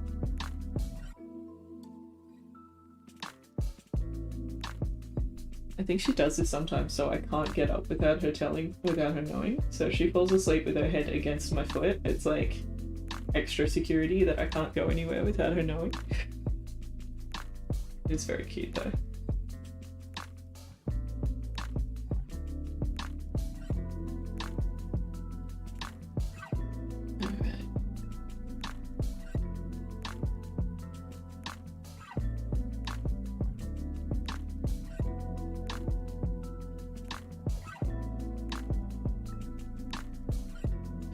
Here it should be going just as dark as the shadow under the nose because it's the same angle. Sort of thing. You're licking my boot. Yes, you're licking my boot. Okay.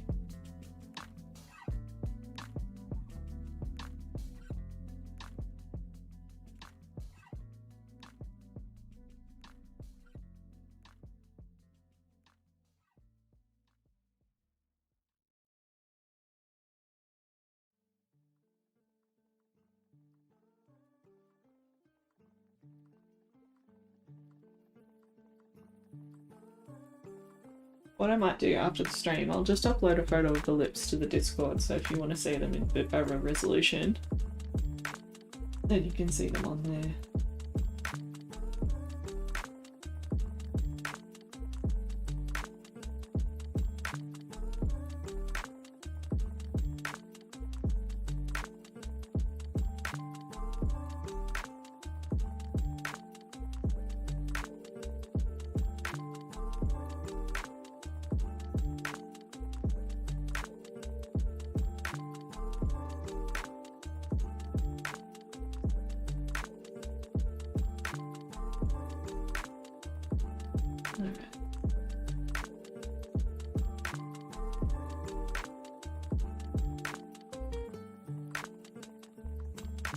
Through here.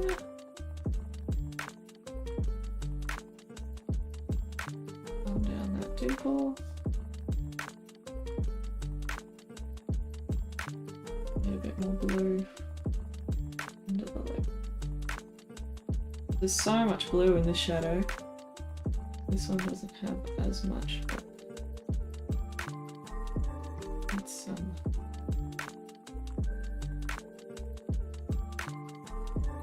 darker. Oh, you're up again. Is that because you squished yourself?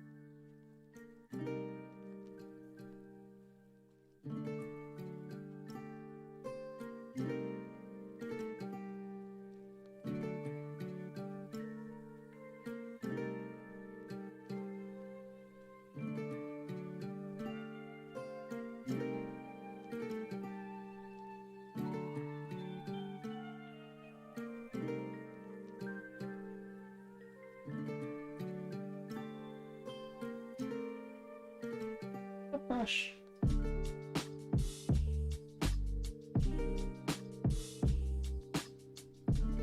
You're watching Cinema Psychology? Yeah, I love that channel. I watch all sorts of weird stuff, Official Mouse, like all sorts of weird stuff. I watch like murdery podcasts, Cinema Psychology. I like how they analyze films that I love and teach me new things about them. What was one that I liked? All about Mother Gothel from Tangled and sort of gaslighting people. All about how Aragorn is like the most wholesome male ever in Lord of the Rings. Oh, thank you so much, Official Mouse. Yeah, I said earlier, I've been doing more live streaming because it's this nice like creative atmosphere where I can work while other people work and we can all just sort of have a nice chill time. So it's chill vibes in here. And just productivity a little bit. Trying to get this piece done by the end of the month if I can. Got a ways to go, but she's getting there. She's getting there. Thank you. Oh, you like that? Yeah, yeah. No, cinematherapy is an interesting one.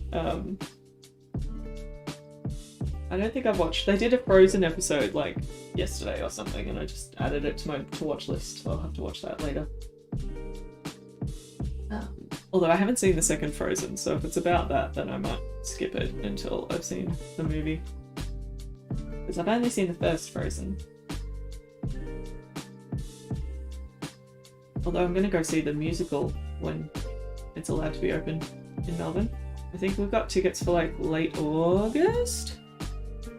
Because it's one of my friend's daughter's favourites, so we were going to go as a big group.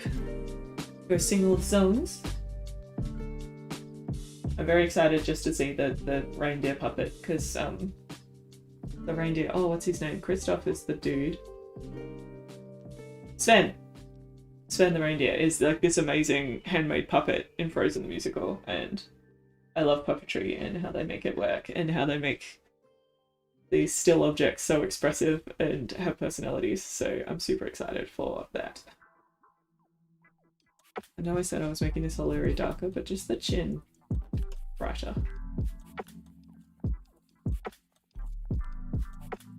Getting there. I'm liking this whole section quite a lot. So what I might do after stream is go back up through the nose and just work my way from the bottom of the face up. Get it all cohesive. I just find little transitions where it's not as smooth as I want it to be, and I just constantly have to go back into them, so apologies if I bounce around a lot. That's the thing I find with skin is like, I was always accused of over smoothing in uni days and things like that, but it's more that the transitions, I need them to be like skin. Like there's no hard edges between a chunk of flesh and another unless you're an older person who's got more sort of wrinkle lines and that sort of thing. But even then, wrinkles go in and out. They don't sort of chop and then continue on the other side of the chop. So you want the skin to look like it's folding and like it's moving and like it's an elastic surface. And that means all your transitions have to be very subtle. And that means a lot of finessing and fiddling and going back and forth. Oh, see, now that part of the lip. See how that isn't a harsh line anymore? It's nice and soft. That's what we want. That's what we want. It's just a nice soft transition. That's what skin looks like.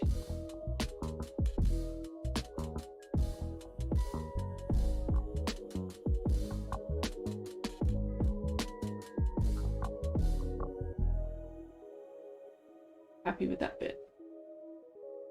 You've been trying to be productive and paint a big piece, but I don't know how to properly prime it. Ah! Is it just a big piece of canvas? Like loose canvas? Or is it on paper? If you're talking about stretching it.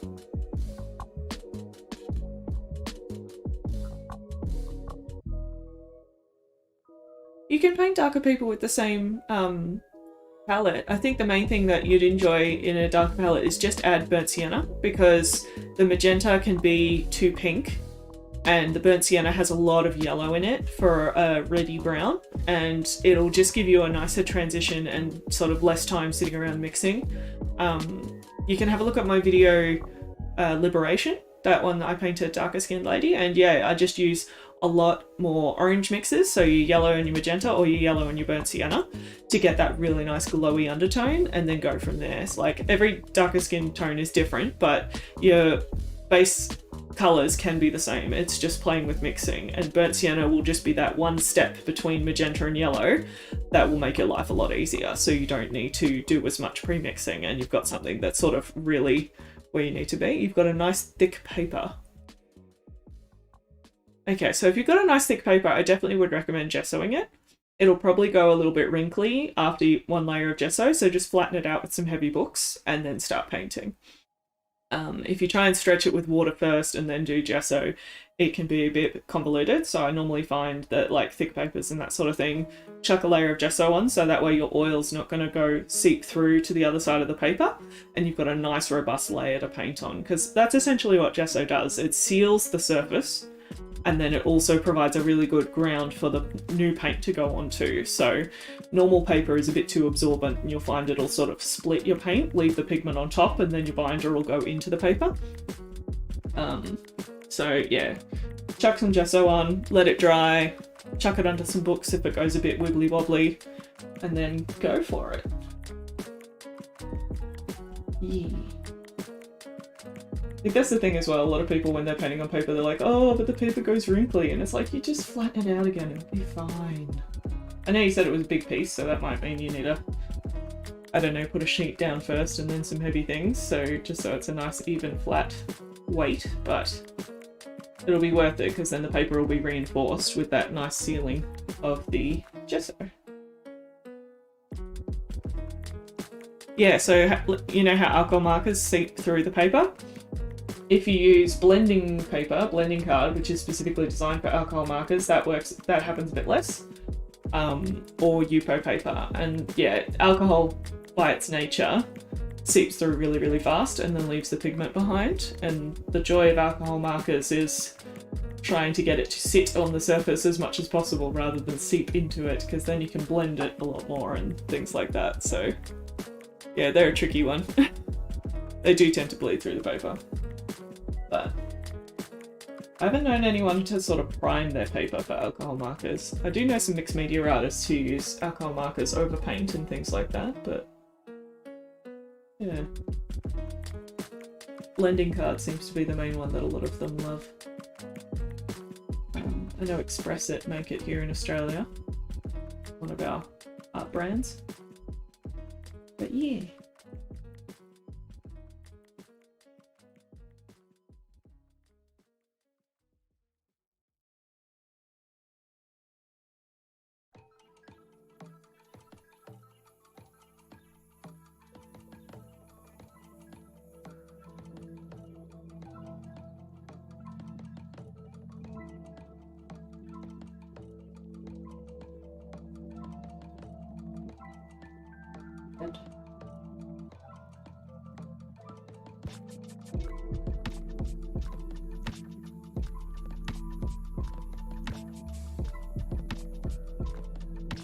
And those little corners of the mouth.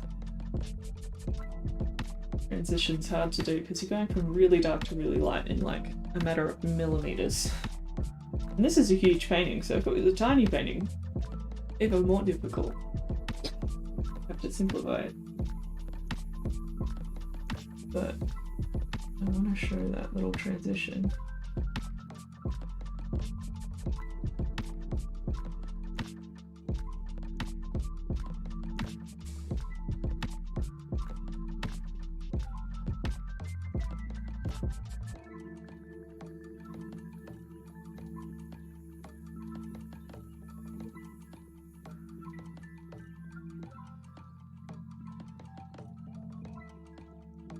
There you go, if she stays asleep, she might give me my 2 hours.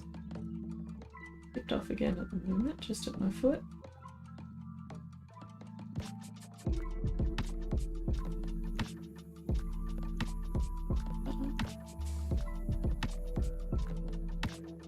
A lot of my nose needs to be darker.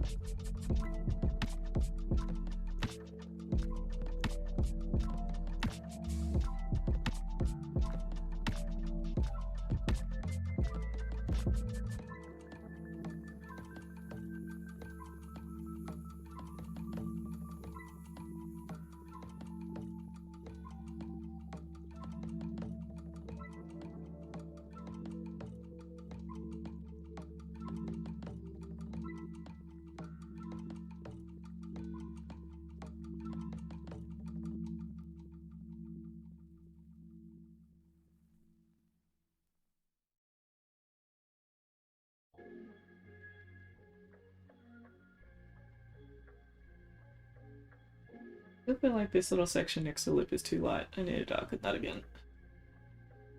Gosh darn it.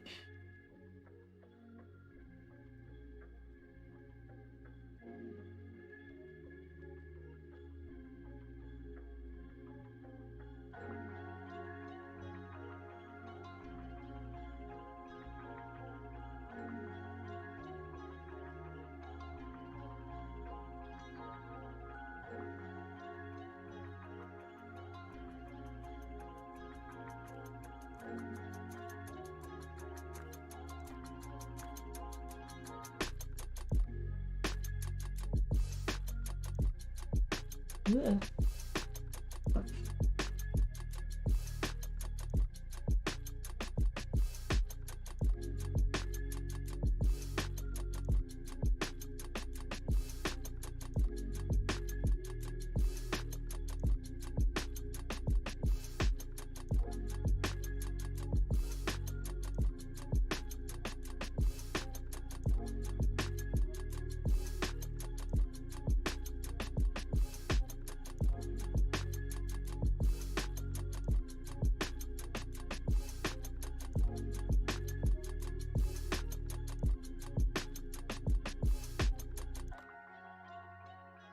Regis painting? You mean just this painting? I think I'm somewhere between 10 and 15 hours in on this one. I'm not entirely sure.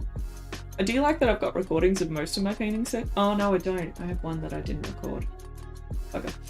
Hopefully I'll be able to sort of splice together a video out of this at the end, because I've got sort of, some of it I did recording and some of them I didn't. Sometimes I just get stuck in a painting mood where I only have like an hour, so I don't record it and then regret it later. But I think I'm between 10 and 15 hours onto this at the moment, and then we've had another 2 hours today, so yeah, let's call it 15 hours at the end of today.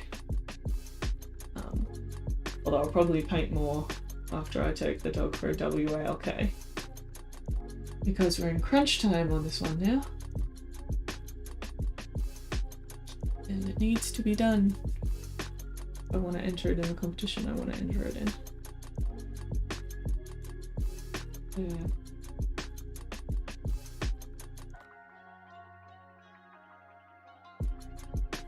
Another bit of fluff. Fluff, what are you doing? Get out.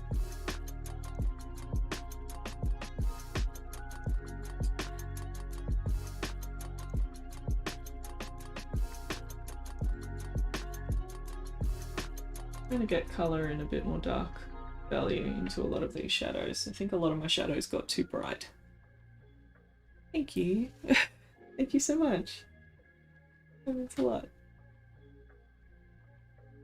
I definitely have high hopes for this one. The second I saw the pose and I saw the lighting, I'm like, oh, I really want to paint this. I want to paint this how I like to paint, and I want to boost the colour up intensely, and I think one of the hardest parts will be getting her gaze right, getting how she's looking in her eyes, but we'll get to that, we'll get to that. I sort of started messing with this eye and it kept going weird, so I think I need to finish this eye first and then go back. I always find that one eye is easier than the other in a painting. I don't know why. I think often it has something to do with whether you're right-handed or left-handed. Because I'm right-handed, the left eye is easier or something? I don't know. I don't know. If I'm doodling single eyes, most of the times it's the eye on that side of the face, so they're right. The model's right. I don't know why, but I do.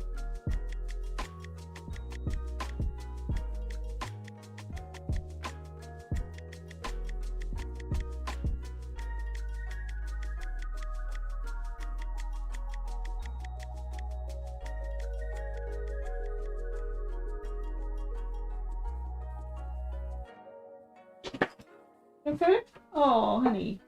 You just woke up with a fright because I moved my foot. You're okay. Come here. Zipper.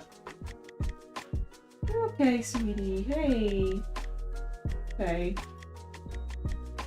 I hate when she wakes up in a fright in here because it makes me feel like she's going to get scared of the studio.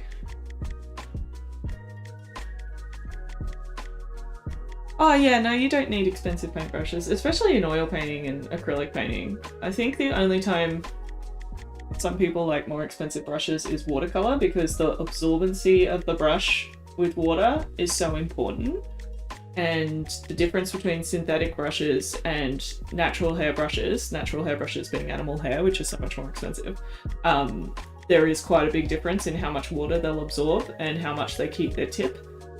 But for oil painting acrylic, like we're brush destroyers, so simply by using and things like that to clean up, like, all my brushes gradually get destroyed, and I have made my peace with it, and that's why I mostly, yeah, use cheaper brushes. Like this one here is one of my more expensive ones. This one's an animal hair one, but I mainly just use this one because it's a short filbert, and so many synthetic brushes don't come in this shape, and I love this shape for skin because it just softens everything. It leaves nice soft edges, and if synthetic brush people would make this shape, then I could buy cheaper brushes for this shape. Most of the time when they make filberts, they make long filberts, and the longer the brush is, the less control you have over the tip. Which I suppose is fine when you're doing like landscapes or abstracts or things that you want to have a bit more lack of control. But I like having control. Oh, I like the shadow up the nose a lot more. See how much more dramatic that is now? And it makes the highlight look brighter because we've darkened this side of the face. So that's worked out quite nicely. Yay.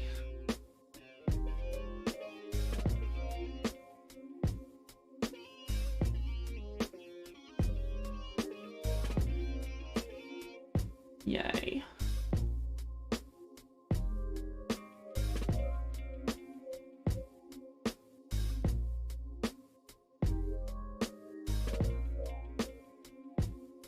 So that's worked out well. Zipper's left the room. I think she is fed up. So I might need to go soon. We're almost at 2 hours, so we might finish at 2 hours. And then I'll take her for a WALK. And then get some lunch. I hope everyone has something yummy in mind for lunch today. Or whatever meal you're up to.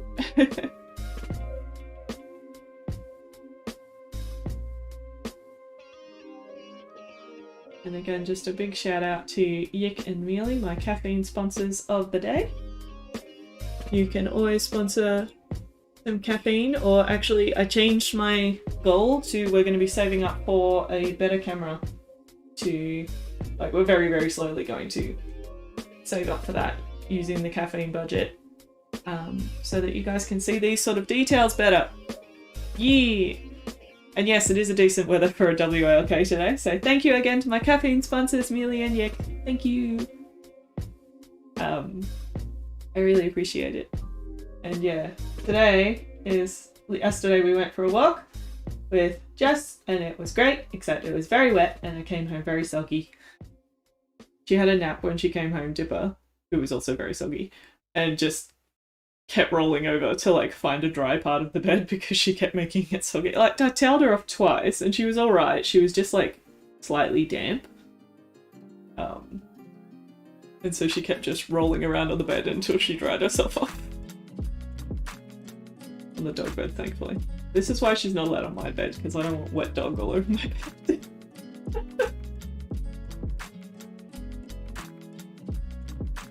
Oh, much happier with the shadow going down the middle of the face. Okay, that's going great. I am happy. I'm happy. And then, yeah, I'll work on this a bit more tonight. I'll send a photo to the Discord of the lips, of how they've turned out. And then, who knows, by the end of tonight I might get to the eyes, maybe? I'm feeling we're moving up the face, so I'll just keep going up. I still need to sort out this cheek because there's a lot of shadow action happening on there. But we're making progress, and I am completely happy with that because that is entirely what we need to be doing right now.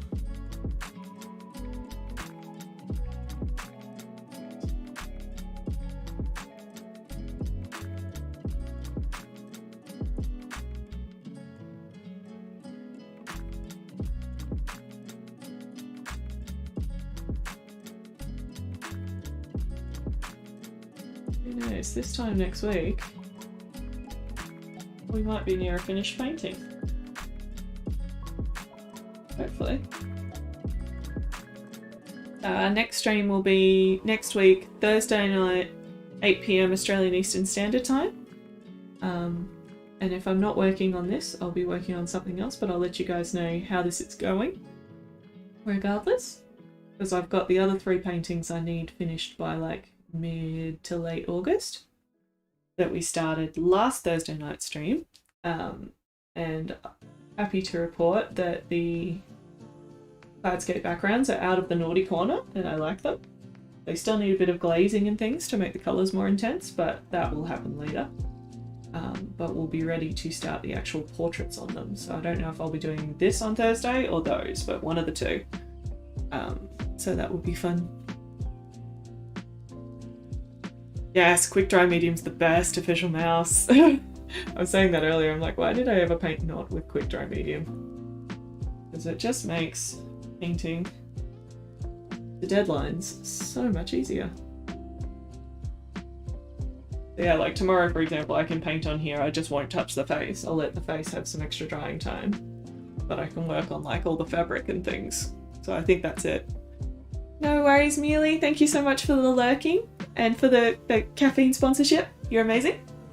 Thank you.